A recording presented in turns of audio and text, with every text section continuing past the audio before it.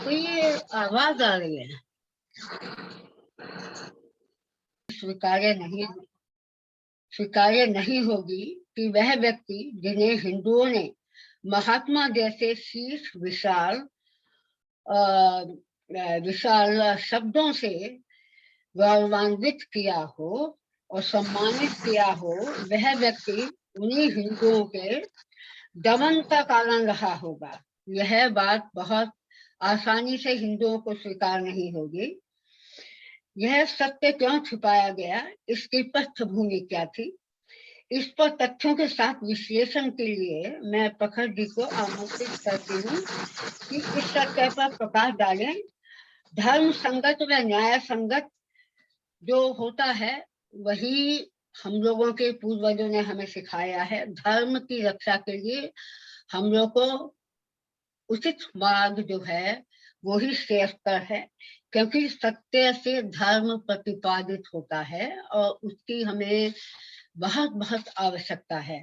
तो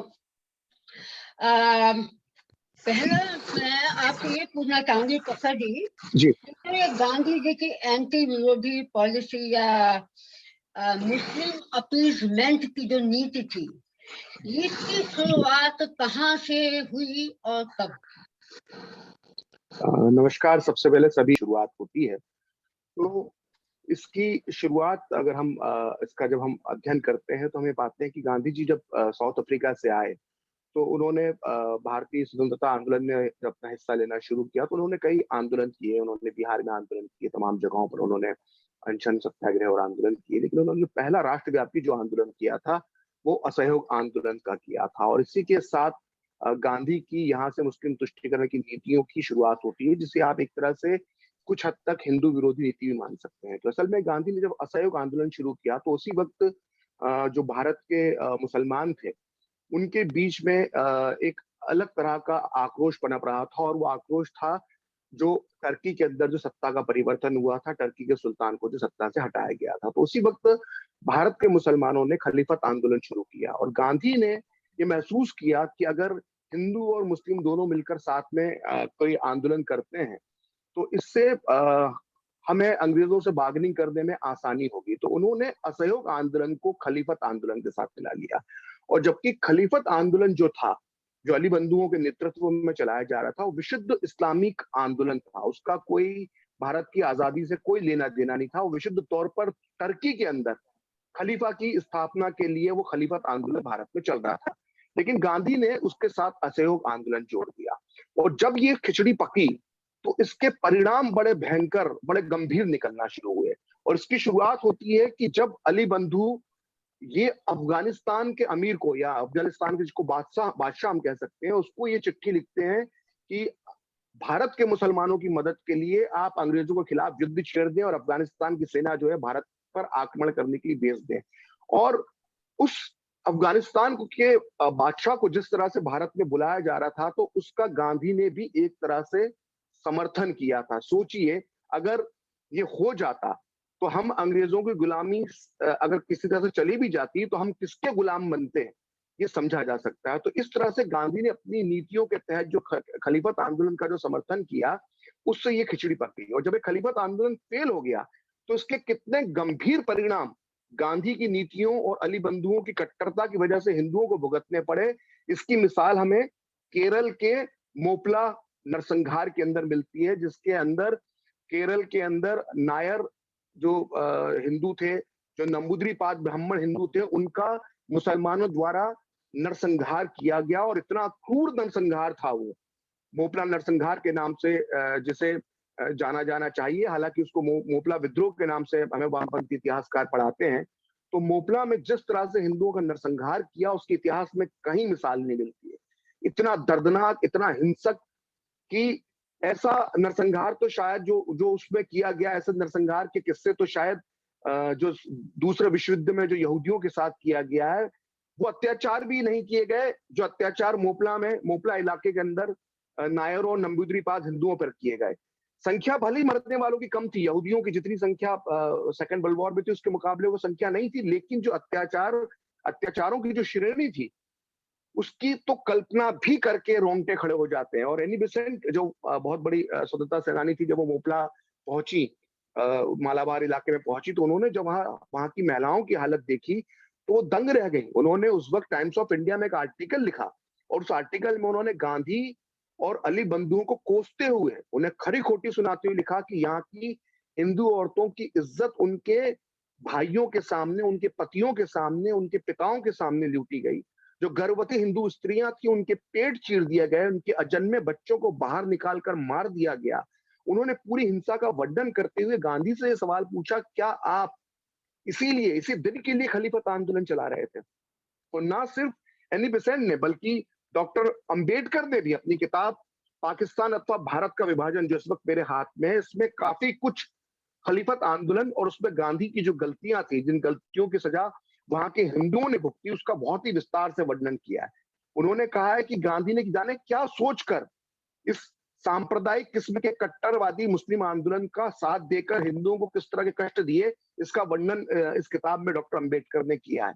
और इस पूरे गांधी ने जो शुरुआत की थी असहयोग आंदोलन और खलीफत आंदोलन की खिचड़ी पकाकर, उसका अंजाम सबसे पहले जो मोपला में हिंदुओं को भुगतना पड़ा, और उसके बाद जो हिंदुओं के सबसे बड़े उस दौर के धार्मिक गुरु थे स्वामी श्रद्धानंद, जो आर्य समाज के मुखिया थे, और उस दौर में उनसे बड़ा कोई हिंदू धार्मिक गुरु नहीं था, उसकी उनकी हत्या तक इस आंदोलन की परिणति जो थी वो उनकी हत्या से होती है। आप कल्पना कीजिए कि स्वामी श्रद्धानंद जो थे वो भी खुद गांधी के कहने पर इस खलीफत आंदोलन, असहयोग आंदोलन का हिस्सा बने थे। जब वो मंचों पर बैठते थे मुस्लिम नेताओं के साथ, तो वो गांधी के सामने चिंता जाहिर करते थे कि जो ये कुरान की आयतें पढ़ी जा रही हैं, ये तो काफिरों को मारने की बात कर रहे हैं, तो क्या इसका क्या मतलब है? तो गांधी कहते थे नहीं नहीं, इसका मतलब हिंदुओं से नहीं, अंग्रेज सरकार के लिए कह रहे हैं। और स्वामी श्रद्धानंद ने जो उस वक्त चिंता जताई थी वो उनके सामने नजर आ गई, जब उन्होंने देखा कि हजारों की तादाद के अंदर मोपला के अंदर हिंदुओं का जबरन धर्म परिवर्तन करवाया गया। तो उसके बाद स्वामी श्रद्धानंद ने एक शुद्धिकरण आंदोलन शुरू किया, जिसमें जो हिंदू जबरन जिनको मुसलमान बना दिया गया था, उनकी शुद्धिकरण करके उन्हें वापस हिंदू धर्म में लेकर आते थे। तो ये बात उस वक्त के कट्टरपंथी मुसलमानों को बर्दाश्त नहीं हुई। और 1926 में जब स्वामी श्रद्धानंद बहुत बीमार थे और दिल्ली के चांदनी चौक में वो रहते थे, तो एक अब्दुल रशीद नाम का एक मुस्लिम युवक आया और उसने चाकुओं से घोंप कर जो है स्वामी श्रद्धानंद की हत्या कर दी। मैं कहता हूं कि भारत का पहला आतंकवादी अगर किसी को कहा जाना चाहिए तो वो अब्दुल रशीद था। भारत में यहां से आतंकवाद की शुरुआत होती है, धार्मिक हिंदू धर्मगुरु को मारकर। उनका नाम था स्वामी श्रद्धानंद। जब स्वामी श्रद्धानंद की हत्या कर दी जाती है तो गांधी जो उनके सहयोगी थे, गांधी को जो कहते हैं कि सबसे पहले महात्मा का खिताब देने वाले स्वामी श्रद्धानंद थे, उनकी हत्या के बाद गांधी की यह प्रतिक्रिया आती है कि अब्दुल रशीद जो है वो भटका हुआ नौजवान है। आज जो हम भटके हुए नौजवान की टर्मिनोलॉजी जो हम सुनते हैं कि जब कोई आतंकवादी पकड़ा जाता है तो दिग्विजय सिंह जैसे नेता कहते हैं कि नहीं तो भटके हुए नौजवान है, तो ये टर्मिनोलॉजी जो है ये गांधी ने 1926 में लागू कर दी थी अब्दुल रशीद के लिए, जो स्वामी श्रद्धानंद का हत्यारा था। उसके लिए कहा कि ये भटके हुए नौजवान है और मैं उसे अपने भाई की तरह मानता हूँ। एक हत्यारे को उन्होंने अपने भाई का दर्जा दिया, और यही वो गांधी रुकते नहीं है। इसी के बाद 1929 में कुछ समय बाद महाशय राजपाल की हत्या होती है, जो एक बहुत बड़े आर्य समाज के नेता थे, बहुत बड़ा प्रकाशक माने जाते थे। आज भी राजपाल एंड सन्स उन्हीं के वंशजों की कंपनी है, जो काफी बड़ी प्रकाशक कंपनी है। तो महाशय राजपाल ने एक विवादित पुस्तक छापी थी रंगीला रसूल नाम से, तो उसका बदला लेने के लिए एक इल्मुद्दीन नाम का एक लड़का था, उसने जो है वो महाशय राजपाल की हत्या कर दी। और इल्मुद्दीन का केस जिन्ना ने लड़ा, अल्लामा इकबाल ने उसका नमाज जनाजा पढ़ा जब उसको फांसी दे दी गई, और उसके सम्मान में अल्लामा इकबाल ने बड़ी बड़ी बातें कही। और दूसरी तरफ महाशय राजपाल के लिए गांधी ने कहा कि ये शहीद नहीं है, ये तो किताबें बेचने के लिए सब किताबें छापते थे। तो इस तरह की जो गांधी की जो नीतियां थी शुरुआती दौर में, तो वो नीतियां मुस्लिम तुष्टिकरण की नीतियां थी, और उसका खामियाजा कहीं ना कहीं हिंदुओं को भुगतना पड़ता था। जी अरुणा जी।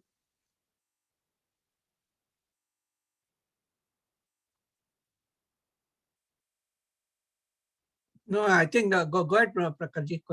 I think it was not. She was talking with someone else. I guess. जी अरुणा जी।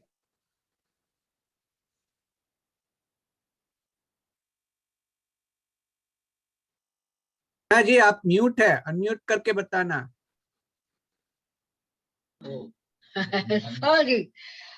सो गांधी जी के जो समर्थक हैं, आपको सबको पता है वो लोग कौन है, mostly Congress, communist and all those people who just want to break India apart.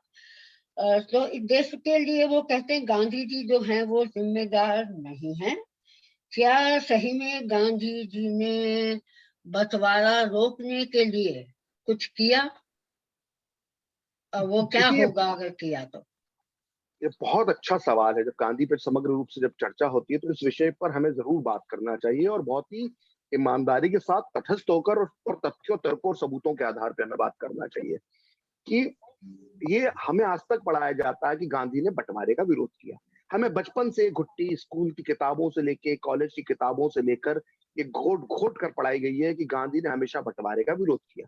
Gandhi ने हमेशा ये कहा, हमें पढ़ाया जाता है कि गांधी ने बार बार कहा कि पाकिस्तान मेरी लाश पर बनेगा, भारत के 2 टुकड़े करने से पहले मेरे शरीर के 2 टुकड़े कर दो। बिल्कुल सही बात है। गांधी ने ये बात बार बार बार बार कही।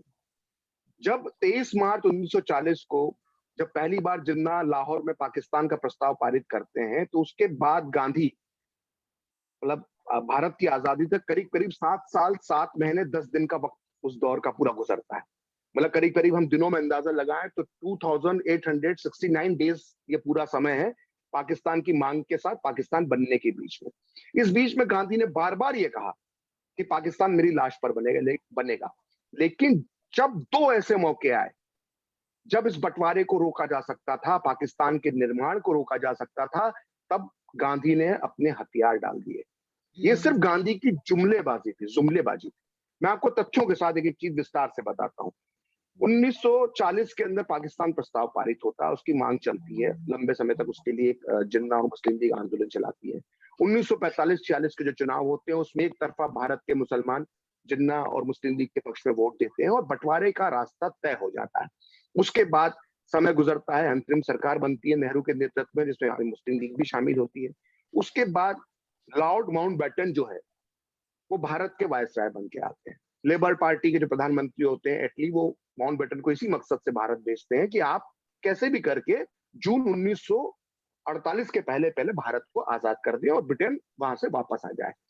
तो माउंटबेटन जब बात करते हैं तो माउंटबेटन को समझ में आता है कि बिना बंटवारे के बिना जो है ये टास्क में जल्दी से जल्दी पूरा नहीं कर सकता हूं। तो बंटवारे के लिए वो लोगों को अपनी तरफ मिलाना शुरू करते हैं, उनका विचार जानना शुरू करते हैं। तो 1 अप्रैल, आज ही का दिन था वो, 1947 1 अप्रैल को पहली बार लॉर्ड माउंटबेटन और गांधी की मुलाकात होती है।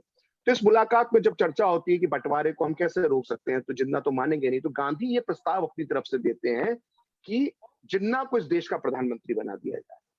मतलब अप्रैल फूल के दिन इससे बड़ा कोई प्रस्ताव हो नहीं सकता। तो वो लॉर्ड माउंटबेटन को ये प्रस्ताव देते हैं, लेकिन लॉर्ड माउंटबेटन को लगता है कि प्रस्ताव जो है वो प्रैक्टिकली पॉसिबल नहीं है, क्योंकि नेहरू और पटेल इसके लिए तैयार नहीं होंगे। तो ये प्रस्ताव ठंडे बस्ते में चले जाता है और गांधी अपनी इस पूरी प्रक्रिया से, इस पूरी बातचीत से खुद को दूर कर लेते हैं। मेरा सवाल यहाँ ये है कि जब बंटवारे पे बातचीत चल रही थी मुस्लिम लीग के साथ और कांग्रेस के साथ माउंटबेटन मिल रहे थे, तो गांधी को खुद को इस बातचीत से दूर नहीं करना चाहिए था। वो अपनी इस बातचीत से खुद वॉलंटरी पत्र लिखते हैं 10 अप्रैल 1947 को, और वो इस बातचीत से अलग हो जाते हैं। होता क्या है कि जिन्ना तो पहले ही बंटवारे के लिए तैयार बैठे थे, माउंटबेटन किसी तरह से पटेल और नेहरू को भी इसके लिए तैयार कर देते हैं।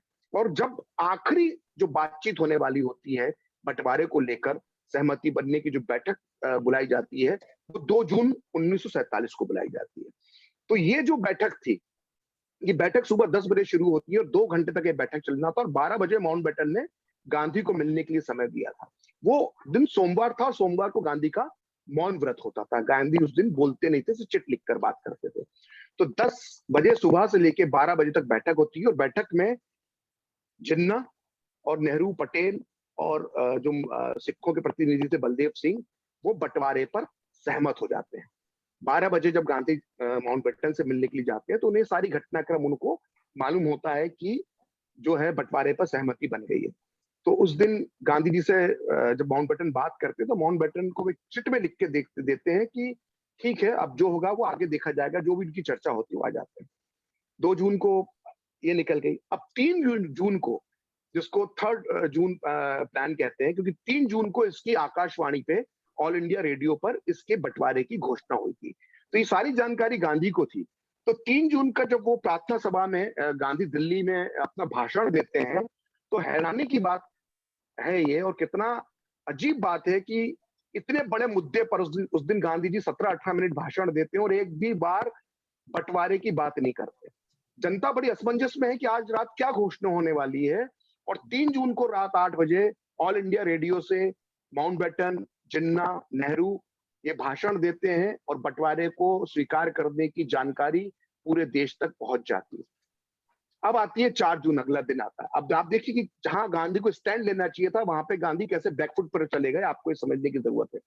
तो 4 जून की सुबह जब प्रेस कॉन्फ्रेंस होती है दिल्ली में माउंटबेटन की, तो उसके अंदर गांधी के जो बेटे थे देवदास गांधी, वो हिंदुस्तान टाइम्स के संपादक थे, तो वो बड़े टेढ़े आड़े सवाल माउंटबेटन से पूछते हैं। तो माउंटबेटन को ये डर लगता है कि कहीं गांधी आज शाम 4 जून की तारीख है, आज शाम को कोई आमरण अनशन या किसी बड़े आंदोलन का बंटवारे के खिलाफ कोई ऐलान ना कर दे। तो माउंटबेटन घबरा जाते हैं, और ये बात मैं नहीं कह रहा, ये माउंटबेटन के जो प्रेस एडवाइजर थे एलन कैंपवेल, उन्होंने एक पुस्तक लिखी है मिशन विद माउंटबेटन, उसके अंदर उन्होंने पूरा वर्णन किया है।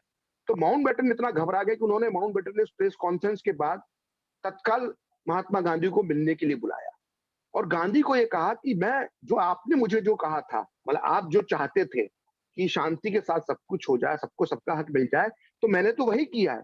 तो गांधी उनको भरोसा देते हैं कि आप निश्चिंत रहें, ऐसा कुछ नहीं होगा। तो तब माउंटबेटन की सांस में सांस आती है। फिर भी माउंटबेटन इंतजार कर रहे होते हैं 4 जून को महात्मा गांधी की प्रार्थना सभा का कि आज गांधी इसमें क्या बोलते हैं। अब देखिए गांधी इस प्रार्थना सभा में क्या बोलते हैं। गांधी इस प्रार्थना सभा में जब जाते हैं तो वो बोलते हैं कि बंटवारे की मांग मान ली गई है, और बोला है बंटवारा किसने मांगा था, ये बंटवारा तो मुसलमानों ने भी तो मांगा था, तो हिंदुओं ने भी तो बंटवारा मांगा था, सिखों ने भी तो बंटवारा मांगा था, तो आप लोग जो चाहते थे वो आपको मिल गया, तब इसमें बगावत की बात कहां से आ गई, इसका विरोध अब क्यों करना चाहिए। और इस तरह गांधी जी बंटवारे पर 3-4 जून को सहमति जता देते हैं। गांधी को करना क्या चाहिए था, गांधी को इस दिन आमरण अनशन का ऐलान कर देना चाहिए था, उनको किसी आंदोलन का ऐलान कर देना चाहिए था। उन्होंने कुछ नहीं किया और उन्होंने सब कुछ हिंदुओं पर डाल दिया कि आप भी तो बंटवारा चाहते थे। तो गांधी ने इस पहले बड़े मौके पर देश की जनता को धोखा दिया। अब दूसरा धोखा कब दिया, जब 14 जून के अंदर कार्य समिति ने जब ये बंटवारे का प्रस्ताव पारित कर दिया, तो ऑल इंडिया कांग्रेस कमेटी की जो बड़ी सभा होती है वो 14 जून को बुलाई गई और इसमें बंटवारे पर चर्चा शुरू हुई। तो इस पहले दिन जो चर्चा हुई तो उसमें जो कांग्रेस के अंदर जो हिंदूवादी नेता थे, जिनका नेतृत्व पुरुषोत्तम दास टंडन करते थे, जिन्हें हम पीडी टंडन जी के नाम से जानते हैं, तो पीडी टंडन ने जबरदस्त एक भाषण दिया उस एआईसीसी की बैठक में, और उन्होंने पूरे बंटवारे के प्लान की धज्जियां उड़ा दी कि हम तो अखंड भारत की बात करते थे, हम कैसे बंटवारे की हमने घुटने टेक दिए और ये वो करके। तो पूरा एआईसीसी का जो बैठक का माहौल था वो गड़बड़ा गया।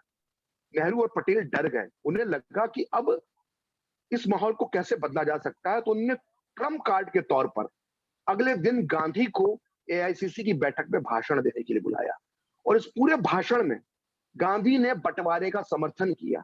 उन्होंने कहा कि अगर आज आप लोग यानी एआईसीसी के सदस्य इस बंटवारे का समर्थन नहीं करोगे तो हमारे जो नेता हैं, जो हमारा कांग्रेस का नेतृत्व है, वो दुनिया को क्या मुंह दिखाएगा, और हम बगावत करने की स्थिति में नहीं, हम नया नेतृत्व तैयार नहीं कर सकते, इसलिए हमें बंटवारे पर सहमत हो जाना चाहिए। और इस प्रकार बंटवारे के प्लान पर एआईसीसी ने 16 जून को अगले दिन मुहर लगा दी, और इस तरह से भारत का बंटवारा तय हो गया। तो 7 साल 7 महीने 10 दिन 2869 डेज गांधी बार बार ये कहते रहे कि पाकिस्तान मेरी लाश पर बनेगा, लेकिन जिस 2 दिन उन्हें स्टैंड लेना चाहिए था, एक 3 जून को और एक 15 जून को, उन दोनों दिन उन्होंने सरेंडर कर दिया। कोई गांधीवादी ये नहीं बताता है कि अगर गांधी बंटवारे के इतने खिलाफ थे तो उन्होंने आमरण अनशन क्यों नहीं किया। गांधी के आमरण अनशन किस किस विषय पर हुए सारी दुनिया जानती है। अहमदाबाद के पास एक ट्रेन पलट गई थी तो गांधी ने अनशन कर दिया। कभी वो अंतरात्मा की आवाज पर, कभी वो ईश्वर की प्रेरणा से, वो किसी भी विषय पर कभी भी अनशन करने बैठ जाते थे। पुणे में उन्होंने जब जेल में सर आगा खां पैलेस में बंद थे तो उन्होंने अनशन किया था, तो ऐसा क्या मुद्दा था। कई छोटे छोटे मुद्दों पर, मजदूरों की हड़ताल पर भी गांधी ने अनशन किए।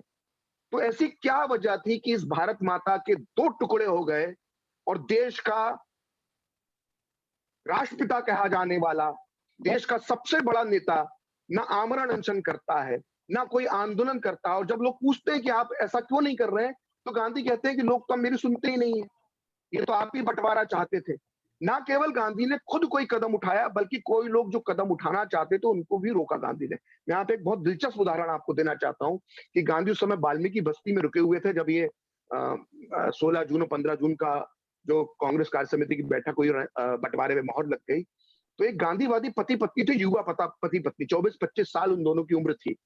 तो वो बड़े आहत हुए, वो गांधी के परम भक्त थे। तो वो दोनों जिस वाल्मीकि बस्ती के वाल्मीकि मंदिर में गांधी रुकते थे, उसके बाहर दोनों पति पत्नी अनशन पर बैठ गए, आमरण अनशन पे, खाना पीना छोड़ दिया उन दोनों पति पत्नी ने। तो लोगों ने बताया कि दो पति पत्नी बेचारे ऐसे बैठे हुए, तो गांधी ने उनको खरी खोटी सुनाई प्रार्थना सभा में। बोला आप अनशन किस आधार पे कर रहे हैं? तो उन्होंने कहा कि हम अपनी अंतरात्मा पे कर रहे हैं। बोला हर किसी के पास अंतरात्मा नहीं होती है। मतलब कहने का मतलब है कि अंतरात्मा की आवाज और अंतरात्मा सिर्फ गांधी के पास है, दूसरे के पास नहीं है। उन दोनों पति पत्नी को गांधी ने अनशन तोड़ने के लिए मजबूर कर दिया। क्यों किया? क्योंकि गांधी जानते थे कि अगर आम जनता इस तरह की गांधीवादी रास्ते पर निकलकर बंटवारे का विरोध करने लगी, अनशन करने लगी, आंदोलन करने लगी, तो ये बंटवारा रुक सकता है, जो गांधी नहीं चाहते थे। तो गांधी ने उस आग को जलने से पहले ही उस पर मिट्टी डाल दी। उन पति पत्नी का अनशन गांधी ने तुड़वा दिया। और ये गांधी की वजह से ही ये गांधी चाहते तो बंटवारा रोक सकते थे। ये बात मैं अकेला नहीं कह रहा। मैंने आपको कैंपेबल का उदाहरण दिया। कैंपेबल ने अपनी किताब में साफ साफ लिखा है कि अगर एआईसीसी की बैठक में गांधी बंटवारे का विरोध करते तो मुश्किल होती।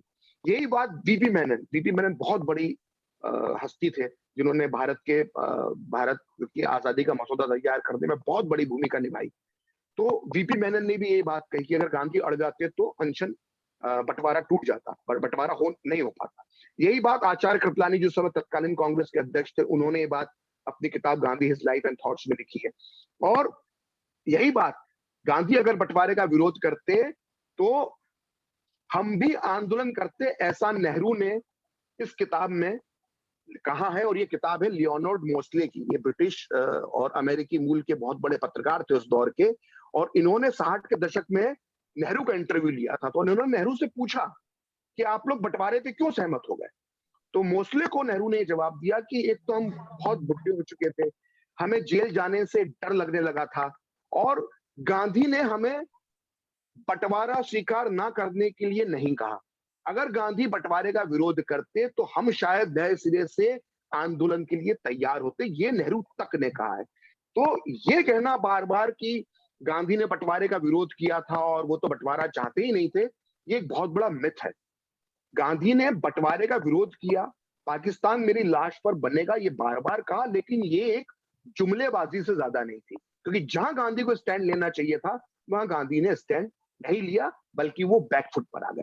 जी अरुणा जी, ये बताइए कि आजादी के एक साल पहले, 1946 तक, आजादी तो कहना भी गलत होगा। इस बार जो पूर्ण स्वतंत्रता का उद्देश्य था वो तो कभी था नहीं उस समय तक।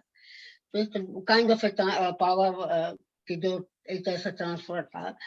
तो कलकत्ता में जो डायरेक्ट एक्शन डे से हिंदुओं के जो दंगे हुए, हिंदू विरोधी दंगों की जो शुरुआत हुई, गांधी की उसमें क्या भूमिका रही है? क्या उनका उद्देश्य था? ये सब उद्देश्य तो नहीं थी, क्या उनका रोल रहा है उसमें? जी मैं आपकी बात समझता हूँ। देखिए 16 अगस्त 1946 को कलकत्ता में डायरेक्ट एक्शन डे होता है। वो क्यों हुआ, कैसे हुआ, हम उसके विस्तार में ले जाएंगे जी, समय की बाध्यता है हमारे पास। लेकिन 16 अगस्त को जो मुस्लिम लीग सोहरावर्दी, उस समय बंगाल के मुख्यमंत्री थे, मुस्लिम लीग के नेता थे, उनके नेतृत्व में, उनके दिशा निर्देश के अंदर हिंदुओं का नरसंहार शुरू होता है। 16, 17, 18 इन 3 दिन तक हिंदुओं को पूरी तरह से कलकत्ता की सड़कों पर काटा जाता है। महिलाओं के साथ बलात्कार होते हैं, हिंदुओं की संपत्ति लूटी जाती है, और जो सब कुछ जो होता है वो सरकारी देखरेख में होता है। एक तरह से सरकारी मास किलिंग थी ये होता है। लेकिन 19 तारीख को, चूंकि कलकत्ता के अंदर हिंदुओं की पॉपुलेशन कम नहीं थी, वो 75% से ज्यादा थे, तो 19 तारीख को हिंदू इस पे प्रतिवाद शुरू कर देते हैं, दंगों का प्रतिकार शुरू कर देते हैं, और स्थिति जो है वो कलकत्ता के अंदर बैलेंस होना शुरू हो जाती है। तो अब हम आते हैं गांधी पे कि गांधी उस वक्त क्या कर रहे थे। तो गांधी 16 अगस्त को जब दंगा शुरू होता है तो गांधी सुबह दंगा शुरू हो गया था। 16 अगस्त की शाम तक गांधी का कोई बयान नहीं आता। 17 अगस्त को गांधी का कोई बयान नहीं आता। 18 अगस्त 1946 को भी गांधी का कोई बयान नहीं आता। 19 अगस्त को गांधी का पहला बयान आता है, जब हिंदू भी प्रतिकार शुरू कर देते हैं। और गांधी का पहला बयान क्या होता है 3 दिन बाद, कि कलकत्ता मुर्दों का शहर बन गया। पहली बात जो गांधी कहते हैं। उसके बाद जब ये दंगे कंट्रोल होना शुरू होते हैं तो 2 सितंबर को 1947 को वो एक हरिजन के अंदर, उनका जो अखबार था उसके अंदर वो एक आर्टिकल लिखते हैं और उसको कहते हैं कि कलकत्ता के हिंदुओं को मर जाना चाहिए था, अगर वो ऐसा करते तो इससे वो भी शुद्ध हो जाते और इस्लाम भी शुद्ध हो जाता। मतलब कोई किसी के, हिंदुओं के मरने से इस्लाम कैसे शुद्ध हो जाता, ये मेरी समझ में नहीं आता। हो सकता है गांधी की बात समझ में आती। तो जब कलकत्ता में दंगे हो गए और कलकत्ता में मुस्लिम लीग की रणनीति फेल हो गई, तो मुस्लिम लीग ने कलकत्ता से 400 किलोमीटर दूर नोआखली में इसी प्लान को दोहराया। नोआखली उन्होंने क्यों चुना, मुस्लिम लीग ने, सोहरावर्ती ने, जिन्ना ने? क्योंकि नोआखली में 80% जो आबादी थी वो मुस्लिम थी और 20% आबादी थी वो हिंदुओं की थी। हालांकि वो 20% हिंदू जो थे वो बहुत ज्यादा प्रभावशाली थे, शिक्षक, डॉक्टर, वकील, जमींदार, बड़े व्यापारी, सब हिंदू थे। जैसा कि हम कश्मीर में देखते हैं कि कश्मीरी पंडित होने के बाद भी बड़ी तादाद के अंदर वहां पे प्रभावशाली थे, प्रभाव रखते थे। तो ऐसे ही नोआखली में था। तो नोआखली में मुस्लिम लीग दंगे करती है, हिंदुओं का नरसंहार शुरू करती है और वो अपनी सारी सीमाएं पार कर जाता है। जो मालाबार में हुआ था 1921 में मोपला नरसंहार के नाम पर, ठीक वही सब कुछ 26 साल बाद नोआखली में दोहराया जाता है। मतलब मैं थोड़ा सा समय लूंगा, नोआखली में क्या क्या हुआ था जानना बहुत जरूरी है। I would like to know about it. जी, जैसे हमने कश्मीर फाइल्स देखी है, ऐसे हमें नोआखली फाइल्स भी हमें मालूम होना चाहिए कि क्या हुआ था। हमें इस नोआखली की फाइल्स को भी खोलना चाहिए। तो नोआखली के अंदर ना केवल हिंदुओं की हत्या हुई, बल्कि हिंदुओं पुरुषों को मारने के बाद उसके परिवार के जो बचे हुए सदस्य थे उनका धर्म परिवर्तन करवाया जाता था। छोटी छोटी लड़कियों की शादी 40-40, 50-50, 60 साल के मौलानाओं से कर दी जाती थी। यहां तक कि ऐसे उदाहरण मिलते हैं, और ये मैं नहीं कह रहा, ये governor of Bengal Frederick Burrows की रिपोर्ट कहती है कि हिंदुओं को इतना नीचा दिखाने के लिए मुसलमान बना देने के बाद चचेरे हिंदू भाई बहनों की आपस में शादी तक करवा दी जाती थी, जिससे उनका आत्मसम्मान हमेशा हमेशा के लिए खत्म हो जाए। हर तरह के अत्याचार किए गए। गाय के मांस खिलाते थे, 5 वक्त की नमाज पढ़ रहे हैं कि नहीं पढ़ रहे हैं इस पर नजर रखी जाती थी। नोआखली एक टापू की तरह था, वहां पर मदद नहीं पहुंच पा रही थी। पूरी तरह से कत्लेआम वहां पर मचाया गया।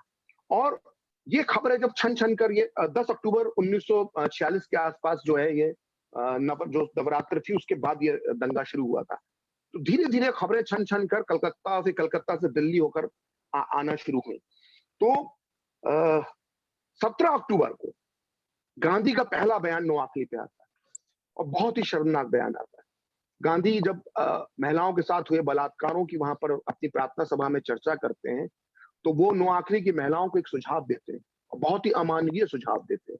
वो ये सुझाव ये होता है कि अगर कोई व्यक्ति उनका बलात्कार करना चाहे तो उसके पहले वो अपना गला खुद अपने हाथों से घोट लें या अपने जुबान को, अपनी जीभ को अपने दांतों के बीच दबाकर मर जाएं। ये उन्होंने प्रार्थना सभा में 17 अक्टूबर 1946 को बोला था और ये संपूर्ण गांधी वांग्मय के अंदर दर्ज है, जिसे भारत सरकार ने प्रकाशित किया है। ये मैं अपने मन से नहीं बोल रहा हूं। ये इतना शर्मनाक बयान दिया। और जब गांधी के इस बयान पर अगले दिन पूरी तरह से उनकी आलोचना हुई, तो 18 अक्टूबर को गांधी ने फिर अपनी बात पर कायम रहे। और इस दिन उन्होंने क्या कहा वो मैं आपको बताता हूं। उन्होंने कहा कि कल मैंने कहा था कि महिलाओं को बलात्कार से बचने के लिए खुद अपने हाथ से गला घोट लेना चाहिए और दांतों के बीच अपनी जीभ को रखकर काट कर मर जाना चाहिए, तो मैंने गलत कहा था, क्योंकि ये संभव नहीं है। मुझे डॉक्टर सुशीला नैयर और डॉक्टर घोष ने, प्रफुल्ल चंद्र घोष ने बताया है कि अपना गला घोट कर मरना, अपने हाथों से अपना गला घोटना संभव नहीं है। ना जीभ को दांतों के बीच में रखकर मरा जा सकता है। इसलिए मैं महिलाओं को ये सुझाव दूंगा कि वो अपने साथ जहर की पुड़िया रखा करें, और अगर ऐसी नौबत आए कि उनका बलात्कार हो सकता है तो वो जहर खाकर अपनी जान दे दें। तो गांधी इस तरह की सलाहें दे रहे थे। और जब पूरी नो आखिरी की खबरें जब पूरे देश में पहुंचने लगी और लोगों ने देखा कि किस तरह से हिंदू माँ बहनों के साथ वहां पर अत्याचार हुआ है, हिंसा का नंगा नाच हुआ है, जिहाद के नाम पर किस तरह से धरती को खून से लाल किया गया है, तो पूरे देश में एक आक्रोश की लहर आ गई। और गांधी पर जब दबाव बढ़ने लगा तो गांधी ने 27 अक्टूबर को नोआखली जाने का ऐलान किया, और 29 अक्टूबर को वो नोआखली जाने के लिए दिल्ली से रवाना हुए। लेकिन वो तत्काल नोआखली नहीं पहुंच गए। पहले 7 दिन वो कलकत्ता में रुके। कलकत्ता में उन्होंने शांति की बातें करी। लोग उनसे बोलते रहे कि नोआखली में लोग मर रहे हैं, आप बापू आपको जल्दी वहां पहुंचना चाहिए। तो गांधी ने कहा कि नहीं, सुहरावर्दी ने मुझे बकरा ईद तक यहाँ तक कलकत्ता में रुकने के लिए कहा है, क्योंकि ईद के दिन यहाँ मुसलमानों के खिलाफ दंगे भड़क सकते हैं, तो मेरा पहला कलकत्ता में रहना जरूरी है। और ऐसे करते करते गांधी 7 नवंबर को जाकर नोआखली पहुंचे। नोआखली में गांधी जैसे ही पहुंचे तो वहां पर सुचेता कृपलानी जो थी, आचार्य कृपलानी की पत्नी थी, और बहुत बड़ी नेता थी उत्तर प्रदेश की। वो 5 साल मुख्यमंत्री भी रही, पहली महिला मुख्यमंत्री थी उत्तर प्रदेश की सुचेता कृपलानी। तो वो वहां पर कैंप चला रही थी टिपरा नाम की एक जगह पर। तो गांधी जब उस कैंप में गए तो उन्होंने देखा कि वहां पर महिलाएं भी हैं, सब है, खाना वाना वहां पर बट रहा है। तो गांधी ने सुचेता कृपलानी से पूछा कि सुचेता, ये जो तुम इनको खाना और भोजन और ये वस्त्र वगैरह दे रही हो, क्या इसके बदले में इनसे कोई काम ले रही हो? तो सुचेता कृपलानी ने बोला कि नहीं बापू, मैं इनसे कोई काम नहीं ले रही, मैंने बस ऐसे ही भोजन दे रही हूँ। तो गांधी ने उन्हें डांटा कि किसी से बिना मेहनत कराए उससे काम नहीं, उसे भोजन नहीं देना चाहिए। तो सुचेता कृपलानी ने बोला कि कोई महिला लुटी पिटी अपने गोद में अपने दूध मुंहे बच्चे को लेकर मेरे पास आए तो मैं क्या खाना देने से पहले उससे काम लूं? तो गांधी ने बोला हाँ, आपको ऐसा ही करना चाहिए, और कैंप में किसी हिंदू को रहने की जरूरत नहीं है, सबको अपने गांव लौट जाना चाहिए। तो कैसे हिंदू गांव लौट जाते? गांव में तो 80% मुसलमान रह रहे थे, वहां उनको रहने ही नहीं दिया जा रहा था, पहले ही काट कर उनको इस्लाम में लेकर आ गए थे। तो गांधी नोआखली में इस तरह के सुझाव दे रहे थे। फिर गांधी की यहाँ पर एक बात पे तारीफ करना चाहिए कि गांधी ने जब नोआखली के इंटीरियर में जब गांधी गए, तो ये गांधी की तारीफ की बात है कि उन्होंने अपने जीवन में आखिरी बार हिंदुओं पर तभी उपकार किया था, उसके बाद कभी हिंदुओं पर उन्होंने उपकार नहीं किया।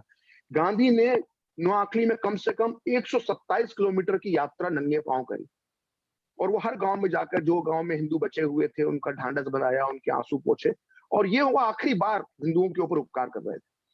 उन्होंने ढांढस बंधाया, उपकार किया, लेकिन इसका असर वहां के मुसलमानों पर नहीं पड़ा। ये प्यारेलाल नैयर जो गांधी के पर्सनल सेक्रेटरी थे, उन्होंने अपनी किताब लिखी है the last phase of Mahatma Gandhi.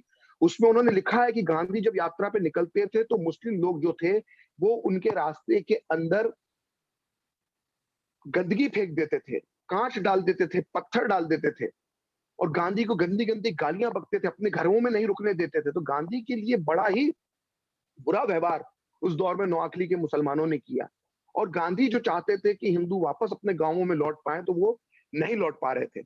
और जब स्थिति बहुत गांधी से नहीं संभल रही थी उस दौर में, तो इसी बीच में बिहार में दंगे शुरू हो गए, और वो दंगों कहा जाता है कि वो मुस्लिम विरोधी दंगे थे। तो गांधी पर ये वहां के मुसलमान और मुस्लिम लीग के नेता ये ताने मारने लगे कि आप नोआखली में हिंदुओं को तो बचाने आ गए, बिहार के मुसलमानों को बचाने के लिए क्यों नहीं जा रहे? तो गांधी को वहां पर स्टैंड लेना चाहिए था। गांधी को कहना चाहिए था कि नहीं, कांग्रेस सरकार ईमानदारी से बिहार में काम कर रही है, मुझे मेरी जरूरत नोआखली में है। लेकिन गांधी कुछ दिन तो गांधी संघर्ष करते रहे, लेकिन 15-20 दिन के अंदर ही गांधी ने हथियार डाल दिए। जब उन पे दबाव आखिरी 15-20 दिन में बहुत बड़ा, फरवरी के महीने में, और फरवरी के महीने में उन्होंने नोआखली का दौरा रद्द करके वो सीधे बिहार के मुसलमानों को बचाने के लिए पहुंच गए। और गांधी जब बीच में मझधार में जो हिंदुओं को नोआखली के छोड़ा तो स्थिति उनकी बिगड़ती गई, देश आजाद हो गया। उसके बाद उन पर नए सिरे से अत्याचार हुए। आज नोआखली बांग्लादेश का हिस्सा है और वहां पर सिर्फ 4% हिंदू बचे। जी अरुणा जी। तो दूसरा मेरा एक ये सवाल होगा कि 1947 के बाद गांधी जी ने किस तरह से मुस्लिमों का अपीसमेंट किया, तुष्टीकरण किया, उस पर थोड़ा सा कुछ बताइए प्लीज। देखिए, बंटवारा हुआ हम सभी जानते हैं कि धर्म के आधार पे हुआ। होना क्या चाहिए था? होना ये चाहिए था कि होना ये चाहिए था कि जब बंटवारा धर्म के आधार पे हुआ और जिन मुसलमानों ने पाकिस्तान मांगा था, जिनमें भारत के ज्यादातर मुसलमान शामिल थे, तो जनसंख्या की अदला बदली होना चाहिए। ये बात मैं अकेला नहीं कह रहा हूँ, ये बात डॉक्टर बी आर अम्बेडकर ने भी कही है कि जनसंख्या की पूर्ण अदला बदली होनी थी, यानी भारत के मुसलमानों को पूरी तरह से पाकिस्तान जाना चाहिए था और पाकिस्तान के सारे हिंदुओं को भारत आना था। पाकिस्तान से तो सारे हिंदू भारत आ गए, लेकिन यहां से मुसलमानों का उस तरह से पलायन नहीं हुआ जैसा कि होना चाहिए था। उस वक्त आजाद जो भारतीय हिस्से का जो नक्शा है, उसमें 4-4.5 करोड़ मुसलमान थे, जिनमें से सिर्फ 70 से 75 लाख मुसलमान ही पाकिस्तान गए। तो ये मुसलमानों को भारत में रोकने के लिए, और वो मुसलमान जिनमें से ज्यादातर ने पाकिस्तान बनाने का समर्थन किया था, 1945-46 के चुनाव में मुस्लिम लीग को वोट दिया था, उनको बचाने के लिए गांधी आगे आ गए। सबसे पहले तो वो कलकत्ता गए, क्योंकि कलकत्ता के अंदर सत्ता बदल गई थी, सत्ता कांग्रेस के हाथ में थी, सोहरावर्दी एक तरह से खत्म हो चुके थे वहां पर, मुस्लिम लीग का नामो निशान नहीं था, कलकत्ता भारत का हिस्सा था। तो कलकत्ता में दंगे हुए जिसमें हिंदू भारी पड़ रहे थे। तो उन दंगों को रोकने के लिए 15 अगस्त को गांधी दिल्ली में नहीं थे, कलकत्ता के बेलिया घाट में हैदरी मेंशन नाम का एक घर था, जो एक मुस्लिम का घर था, वहां पर रुके हुए थे। और उनके साथ कौन रुका हुआ था उस घर में? उनके साथ रुका हुआ था बंगाल का कसाई सोहरावर्दी, जिसके नेतृत्व में 1 साल पहले हिंदुओं को काटा गया था। तो उस सोहरावर्दी के साथ एक घर में रुककर गांधी जो है कलकत्ता के अंदर मुसलमानों की जान बचाने की कोशिश कर रहे थे। इतना ही नहीं, उन्होंने इस हद तक मुस्लिम अपीजमेंट किया कलकत्ता में कि अपनी प्रार्थना सभाओं में तिरंगे के साथ साथ पाकिस्तान के झंडे भी लहराए। और ये बात मैं नहीं कह रहा, संपूर्ण गांधी वांग्मय में दर्ज है ये सारी बातें। इस कदर वो कलकत्ता के अंदर अपना पूरा कर रहे थे। और जब कलकत्ता में फिर एक बार 31 अगस्त को दंगे छिड़ गए, तो गांधी ने आमरण अनशन किया और दंगे रोकने के लिए कहा कि दंगे रोको। तो उनका कांग्रेस का कार्यकर्ता था सचिन मित्रा, वो उसमें मुसलमानों की भीड़ के हाथों मारा गया, उसकी मॉब लिंचिंग हो गई। लेकिन तब भी गांधी का आमरण अनशन जारी रहा और वो आखिरकार कलकत्ता के अंदर गांधी ने एक शांति कायम करवा दी और वो सीधे दिल्ली पहुंच गए। दिल्ली के अंदर भी उस वक्त दंगे भड़क चुके थे। दिल्ली में आपको बता दूं कि दिल्ली में जो आजादी के बाद दंगे हुए थे, उसकी शुरुआत मुसलमानों द्वारा की गई थी। लेकिन जनसंख्या का समीकरण कुछ ऐसा था कि टक्कर बराबर की हो रही थी। तो इस दौरान भी गांधी ने अपने पूरे दिल्ली में जो उनका आखिरी जो उनका कैंप रहा, क्योंकि इसके बाद दिल्ली के बाद तो कहीं गए ही नहीं, उसके बाद उनकी इधर ही हत्या हो गई।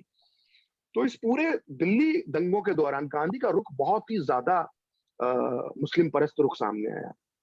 गांधी पूरे समय जो है वो दंगों के लिए हिंदुओं को जिम्मेदार मानते थे। यहाँ तो ठीक है, लेकिन गांधी ने उस दौर में जो शरणार्थियों के बारे में जो बातें करी, क्योंकि पाकिस्तान से जो हिंदू और सिख शरणार्थी आए थे, उसका एक बहुत बड़ा हिस्सा दिल्ली में आ गया था। तो गांधी इस सारी समस्या की जड़ इन शरणार्थियों को मानते थे। तो गांधी अपनी प्रार्थना सभाओं के अंदर गांधी ने शरणार्थियों के लिए बड़ी अजीब किस्म की बातें उस दौर में करी। उन्होंने एक बार ये कहा कि जो भारत की जो सेना, जो मुस्लिम भी उस समय कैंपों में रह रहे थे जब दिल्ली में दंगे हुए, तो कि ये जो इतनी गंदगी मुस्लिम कैंपों में होती है, तो जो फौज वहां के आसपास तैनात है वो टॉयलेट क्यों नहीं साफ करती है मुस्लिम कैंपों के। लेकिन जब वो हिंदू कैंपों की गंदगी की बात करते थे तो कहते थे कि जो शरणार्थी हैं उनको खुद अपने टॉयलेट साफ करना चाहिए। तो इस तरह का विरोधाभास, इस तरह का अंतर गांधी की बातों में नजर आ रहा था। वो शरणार्थियों की बात पे टोकते थे कि आप लोग तांगों में क्यों सफर करते हो। शरणार्थियों का पैसा नहीं होता था तो तांगे में बैठ जाते थे, लेकिन वो पैसा देते वक्त कुछ मोल भाव करते थे। कोई भी गरीब व्यक्ति क्या, मैं अपने घर के नीचे देखता हूँ कि जब साइकिल रिक्शे वालों से अच्छे अच्छे घरों की महिलाएं मोल भाव करती है कि नहीं 20 रुपए में नहीं, 15 रुपए में जहाँ पे जाएंगे। तो गांधी कहते थे कि अगर तुम तांगों में बैठते हो तो जितने पैसे मांगे जाए उतने दिया करो, और नहीं है तुम्हारे पास पैसे तो तुम पैदल घूमो, भगवान ने तुम्हें 2 टांगे दिए। गांधी ने यह तक आरोप लगाया कि जब से दिल्ली के अंदर पंजाबी और सिख शरणार्थी आए हैं, तब से दिल्ली में शराब की खपत बढ़ गई है। गांधी ने खास तौर पर सिख शरणार्थियों से कहा कि सिख शरणार्थी जो पाकिस्तान से आए हैं, वो उनके अंदर शराब पीने की बुरी आदत है, वो शराब पीकर दिल्ली में दंगा करते हैं, यहाँ का माहौल खराब कर रहे हैं। सोचिए, जो व्यक्ति अपना सब कुछ लुटा पिटा के, अपना सब कुछ बर्बाद अपनी आंखों के सामने होकर देखकर आए थे, जिनकी माँ बहनों का बलात्कार उनकी आंखों के सामने किया गया था, उनके लिए गांधी ये कह रहे थे कि आप शराबी हो, आप बेईमान हो, आप लोगों से मोल भाव करते हो। तो इस तरह की शरणार्थियों के साथ गांधी का व्यवहार था। और इतना ही नहीं, गांधी उस दौर में मकानों को लेकर जो विवाद चल रहा था, उसमें गांधी की भूमिका जो थी वो बिल्कुल निष्पक्ष नहीं कही जा सकती। असल में भारत सरकार के पास इतने संसाधन नहीं थे कि इतनी तादाद में आए हिंदू शरणार्थियों, सिख शरणार्थियों को नए घर बना के दे सके। तो भारत और सरकार के बीच में, भारत और पाकिस्तान की सरकार के बीच में म्यूचुअल एग्रीमेंट, अलिखित एग्रीमेंट जो था वो ये था कि वहां जो हिंदुओं के घर खाली हुए हैं उन्हें उन मुसलमानों को दे दिया जाएगा जो भारत से पाकिस्तान का है, और पाकिस्तान से जो हिंदू भारत आए हैं उन्हें वो घर दे दिए जाएंगे जो मुसलमानों ने खाली किए। तो गांधी ने इसमें अड़ंगा डाला।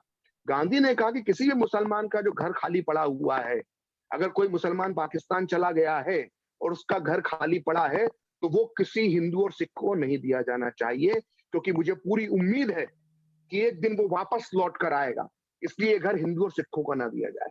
दिल्ली में बहुत ज्यादा ठंड पड़ती है और इसी बीच में ठंड शुरू हो गई, और कहते हैं कि 1947 में जो ठंड थी वो अक्टूबर के महीने में ही आ गई थी, और दिल्ली की ठंड सारे रिकॉर्ड तोड़ रही थी। और शरणार्थी जो थे वो खुले में कैंपों में बिना रजाई कंबल के खुले में पड़े हुए, और मुसलमानों के घर खाली थे, लेकिन उन घरों के अंदर उनको नहीं जाने दिया जा रहा था, और ये सब गांधी के कहने पर हो रहा था।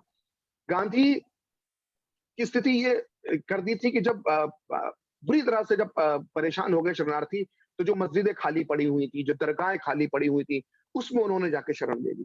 क्या गुनाह किया? किसी भी ऊपर वाले का घर हो, चाहे वो मंदिर हो, चाहे वो मस्जिद हो, चाहे वो गुरुद्वारा हो, चाहे वो चर्च हो, किसी बेसहारा की मदद के ही तो काम आता है। अगर वो खाली पड़ी मस्जिदों के अंदर चले गए तो क्या गुनाह कर दिया था? गांधी ने सरदार पटेल पे दबाव बनाया, जो गृह मंत्री थे, पुलिस गई उन मस्जिदों से, उन दरगाहों से उन हिंदुओं को खींच खींच के बाहर निकाला गया ठंड में। तो इस तरह का व्यवहार हो रहा था। सरदार पटेल पर गांधी बहुत दबाव बना रहे थे, बार बार उन पर आरोप लगाते थे कि आप जो है वो मुस्लिमों के विरोधी हैं, आप जो है वो हिंदुओं का पक्ष लेते हैं। सरदार पटेल ऐसा कुछ नहीं कर रहे थे। सरदार पटेल ये जानते थे कि शरणार्थियों को उनकी हक मिलना चाहिए, उनकी मदद करना चाहिए। तो इसे लेकर गांधी जो है वो बार बार सरदार पटेल पर आरोप लगा रहे थे, और इसकी वजह ये थी कि उस दौर के जो दिल्ली में बचे हुए मौलाना मौलवी थे, खासकर मौलाना आजाद और उनके नेतृत्व में जो उस समय के मौलवी थे दिल्ली के अंदर, वो रोज गांधी के पास बिरला भवन में जाकर बैठ जाते, और गांधी के दिमाग में यही भरते थे कि सरदार पटेल की जो पुलिस है वो मुसलमानों के खिलाफ है, हम पर अत्याचार किए जा रहे हैं, हमें यहाँ से भगाया जा रहा है, हम यहाँ सुरक्षित नहीं है। तो गांधी के दिमाग में फीड कर दिया गया। आखिरी में गांधी इतने परेशान हो गए कि 12-13 जनवरी के आसपास उन्होंने सरदार पटेल को मिलने के लिए बुलाया। अब उस बैठक में बड़ी महत्वपूर्ण बात है, इसको बहुत ध्यान से हमें सुनना चाहिए। तो उस बैठक में सरदार पटेल भी थे, गांधी भी थे, नेहरू भी थे और मौलाना आजाद भी थे। 4 देश के बड़े नेता बैठक कर रहे थे। तो उस बैठक में बात निकली कि मुसलमान डरे हुए हैं, शहर की स्थिति कंट्रोल में नहीं है। तो सरदार पटेल ने कहा कि शहर में बिल्कुल शांति है, इक्का दुक्का घटनाएं हो रही हैं, ये मौलाना मौलवी आते हैं, आपको दिमाग में उल्टी सीधी बातें भरते हैं, मेरे खिलाफ भरते हैं, आप मान जाते हैं, बिल्कुल शांति है। तो गांधी और पटेल के बीच में बहस होने लगी। तो सरदार पटेल इतने गुस्से में उठे और उठकर जाने लगे। तो मौलाना आजाद ने उनको रोका, और ये सब बातें अपने मन से नहीं कह रहा, ये किताब है इंडिया विंस फ्रीडम का हिंदी अनुवाद, आजादी की कहानी मौलाना आजाद ने लिखी, और इस किताब में मौलाना आजाद ने आंखों देखा वर्णन किया है कि सरदार पटेल गांधी से इतना गुस्सा हो गए कि वो गुस्से में उठकर जाने लगे। तो मौलाना आजाद ने कहा, जो इस किताब में लिखा है, कि मैंने सरदार का हाथ पकड़ के कहा कि आप इस तरह से छोड़कर मत जाइए, आप गांधी का अपमान कर रहे हैं। बोला, मैं गांधी का अपमान कर रहा हूं?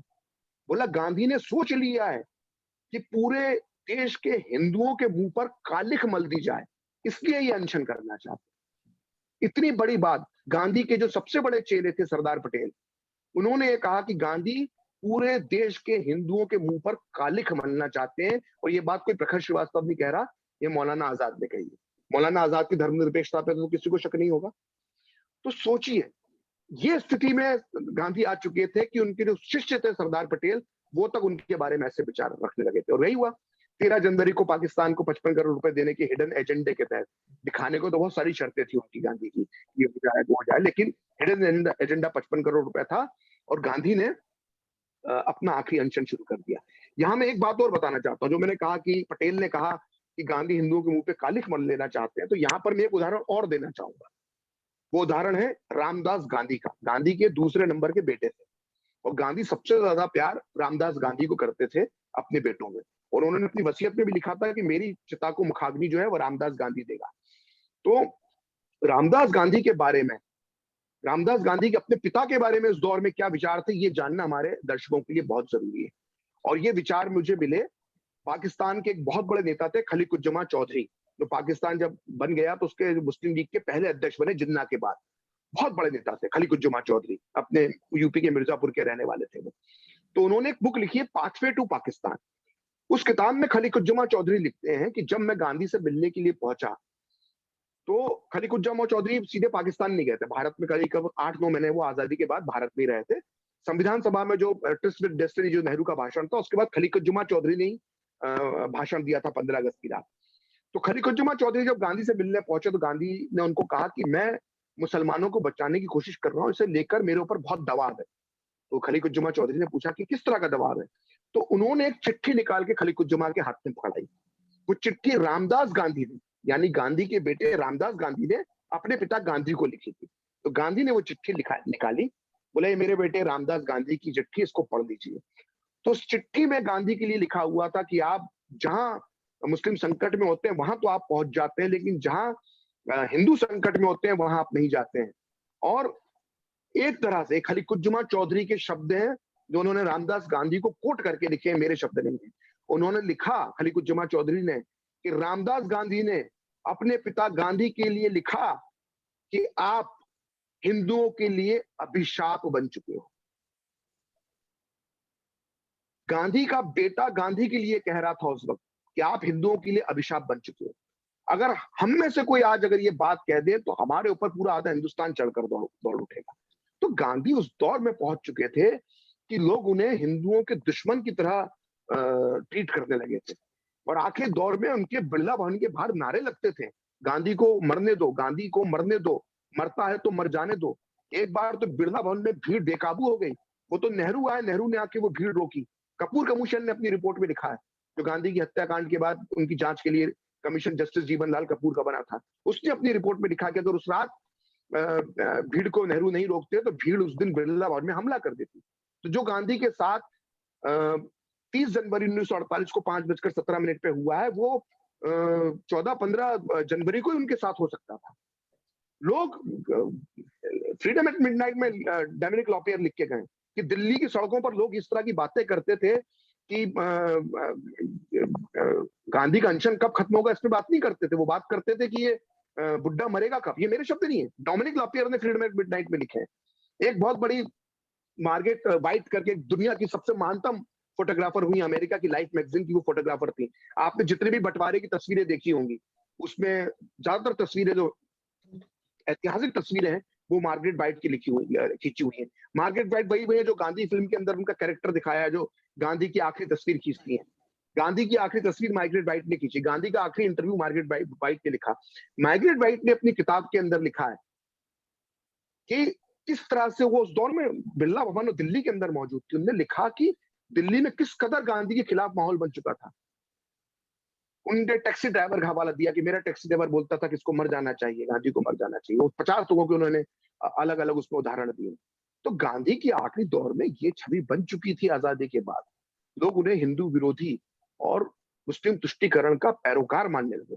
जी अरुणा जी, मेरा आखिरी सवाल आपसे ये होगा, जो आई थिंक मेरे हिसाब से बहुत इम्पोर्टेंट है, क्योंकि करंट जो सिचुएशन बनी है हम लोगों के यहाँ आजादी के बाद से, या गांधी जी के एसोसिनेशन के बाद से, तो जो गांधी जी के नाम के द्वारा हिंदुत्व की जो विचारधारा को, जो मूल विचारधारा हिंदुत्व की थी, उसको किस तरह से बदनाम किया गया या उसका फायदा उठाया गया।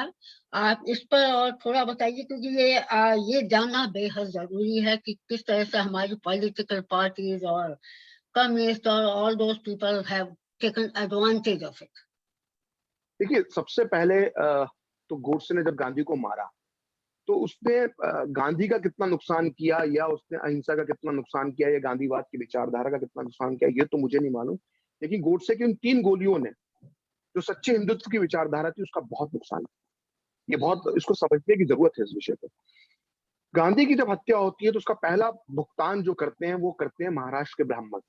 गांधी की जब हत्या होती है तो उस दौर में, जिस दौर में सोशल मीडिया नहीं था, फेसबुक, व्हाट्सएप, यूट्यूब नहीं था, लोगों के पास मोबाइल नहीं होते थे, इवन एसटीडी नहीं होते थे, ट्रंक कॉल बुक करना पड़ता था। उस दौर में गांधी शाम को 5:17 पर मरते हैं और रात के 9-10 बजे तक पूरे महाराष्ट्र में खबर फैल जाती है कि गांधी को मारने वाला नाथूराम गोडसे है, वो जाति का ब्राह्मण है और ब्राह्मणों के अंदर भी वो चितपावन ब्राह्मण है। ये कितनी बड़ी साजिश थी कि ये सारी जानकारी महाराष्ट्र के गांव-गांव तक पहुंचा दी जाती है और इसके बाद कांग्रेस के कार्यकर्ता सिलसिलेवार तरीके से पूरे महाराष्ट्र में अगले 3 से 4 दिन तक ब्राह्मणों का नरसंहार करते हैं। ये बहुत दुख की बात है कि इस देश के अंदर हर तरह के दंगों की बात की जाती है। इंदिरा गांधी के बाद हुए सिख विरोधी दंगों की बात की जाती है, गुजरात दंगों की बात की जाती है, लेकिन कितने शर्म की बात है कि आजादी के बाद जो दंगा हुआ गांधी की हत्या के बाद, जिसमें ब्राह्मण मारे गए, उसका ना इतिहास की किताबों के अंदर जिक्र है, ना उसके कोई दस्तावेज मौजूद हैं।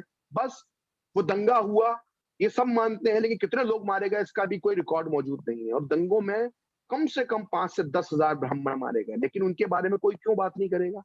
क्योंकि हमने मान के चल लिया है कि इस देश का कोई असली शोषक है तो वो ब्राह्मण है।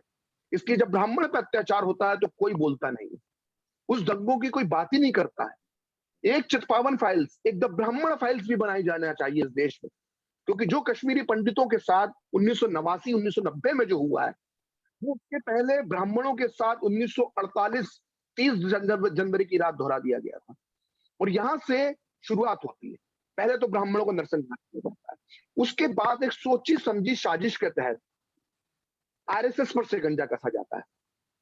गोडसे 1934 के अंदर आरएसएस का सदस्य था, इससे कोई इंकार नहीं करता, लेकिन गोडसे के रिकॉर्ड्स, गोडसे का गवाही, गोडसे की अदालत में दिए बयान, गोडसे को लेकर हुई इंक्वायरी इस बात का इशारा करती है कि 1938 में उसने कांग्रेस छोड़ दी और पूरी तरह से हिंदू महासभा के साथ हो गया। उस दौर में हिंदू महासभा और आरएसएस के रिश्ते भी कोई बहुत अच्छे नहीं बचे थे, ये वेल नोन फैक्ट है। लेकिन पूरा ठीकरा आरएसएस के सर पे फोड़ा गया। आरएसएस के 2 लाख कार्यकर्ताओं को गिरफ्तार किया गया, इंक्लूडिंग गुरु गोलवलकर जी को गिरफ्तार किया गया। एक सबूत नहीं था, एक सबूत, और था अगर सबूत तो सामने लाते ना। सरकार तुम्हारी, पुलिस तुम्हारी, जांच एजेंसियां तुम्हारी, सारी राज्यों में सरकार तुम्हारी, उसके बाद तुम आरएसएस के खिलाफ एक सबूत नहीं लेके आ पाए। लेकिन पूरे 13, 14, 15, 19, 18 महीने तक आरएसएस के 2 लाख कार्यकर्ताओं को कैद करके रखा गया, उन्हें कष्ट दिए गए, उनको कुचलने की कोशिश की गई, उन्हें डराया धमकाया गया, उन पर यह दबाव बनाया गया कि आप जो है वो कांग्रेस के अंदर शामिल हो जाए। ये क्या था? क्योंकि नेहरू की जो खुंदक थी आरएसएस के प्रति, जो हिंदुत्व की विचारधारा के प्रति थी, तो उन्होंने यह महसूस किया कि आरएसएस पर बैन लगाकर, आरएसएस को कुचलकर हम हिंदुत्व की विचारधारा को कुचल देंगे। जबकि हैरत की बात है कि नाथूराम गोडसे एक बड़ा नेता था हिंदू महासभा का, लेकिन हिंदू महासभा पे प्रतिबंध नहीं लगा गांधी की हत्या के बाद। जिसका नेता ने हत्या की थी वो राष्ट्रीय कार्यकारिणी का सदस्य था हिंदू महासभा की, गोडसे। उस हिंदू महासभा पर बैन नहीं लगाया, बैन लगा दिया आरएसएस पर।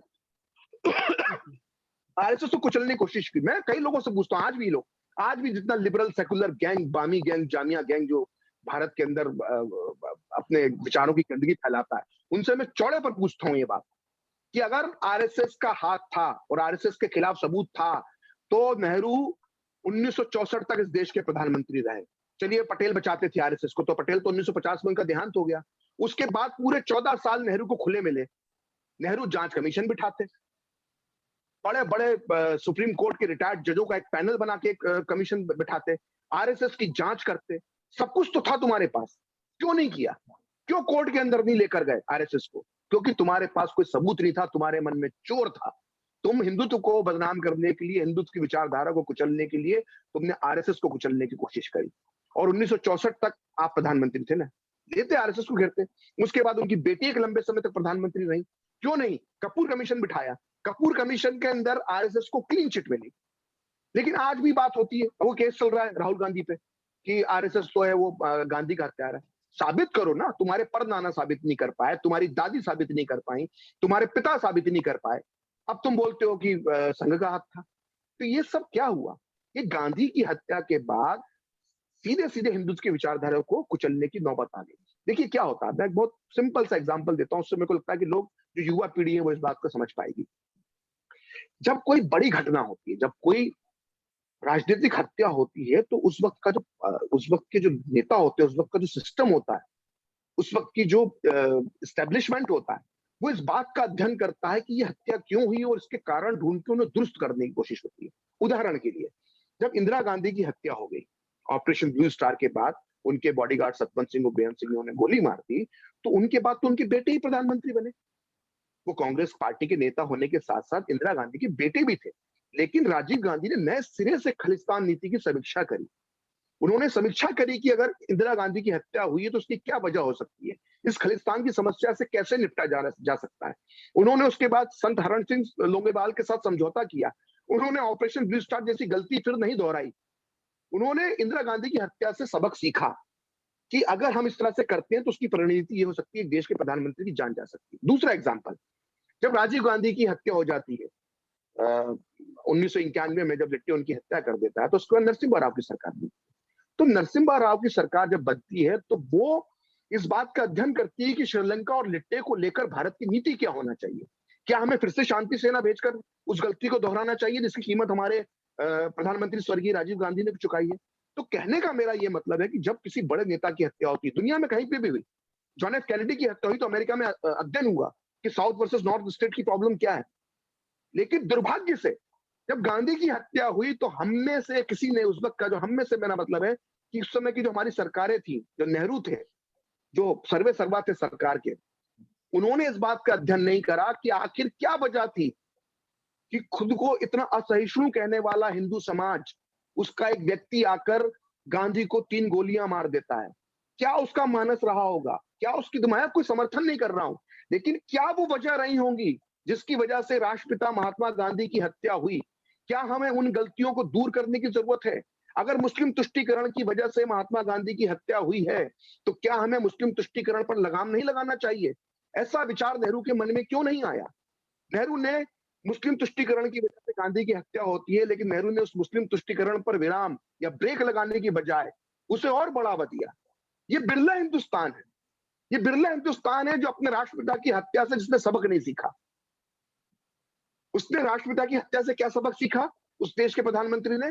कि हिंदुत्व को कुचलो, हिंदुवादी विचारधारा को कुचल दो। ये सॉल्यूशन नहीं था। सॉल्यूशन ये था कि कट्टर हिंदुत्व के खिलाफ भी लड़ाई लड़ना है और कट्टर इस्लाम के खिलाफ भी लड़ाई लड़ना है। मुस्लिम तुष्टीकरण को रोकना है, ये भी उसका एक पहलू होना चाहिए था। और साथ लेकर आगे बढ़ते तो आज वो जो समस्याएं हम देखते हैं, हिंदू मुस्लिम और सांप्रदायिक समस्याएं, शायद वो सुलझाई जा सकती है। जी अरुणा जी। आपका बहुत बहुत प्रखर जी धन्यवाद। मेरे मन में ये सवाल जो प्रश्न थे, अब जो लोग हैं, if they would like to कुछ आपके कुछ प्रश्न हो तो आप पूछ सकते हैं।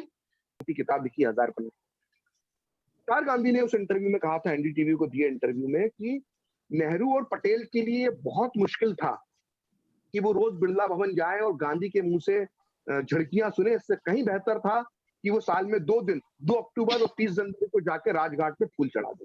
ये ज्यादा उनके लिए आसान था। तो तुषार गांधी ने ये बात कही है और ये बात उन्होंने अपनी किताब में भी लिखी और यही बात करीब करीब आप भी कहना चाह रहे हैं।